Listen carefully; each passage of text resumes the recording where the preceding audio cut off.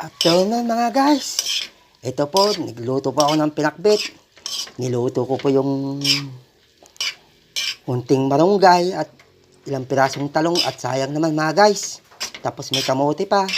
Kaya niluto ko ito pang tanghalian mga guys. Sayang naman kung di natin ululuto. Ayan, ginawa ko po siyang pinakbit mga guys. Ito po ang pananghalian ko po ngayon mga guys.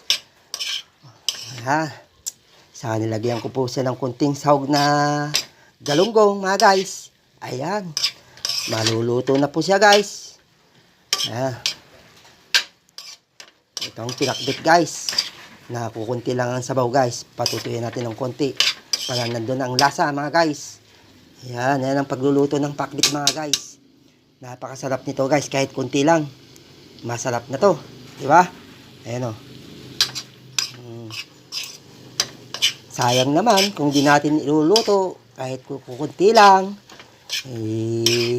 Kusa masisira lang mga guys. Kaya ginawa ko na lang sang pinakbit. Sa akin niluto. Ayan. Thank you so much. Thank you for watching. Bye-bye po. Okay na to. Ayan. Maraming salamat sa inyong pagsuporta at pagtiwala. Ayan.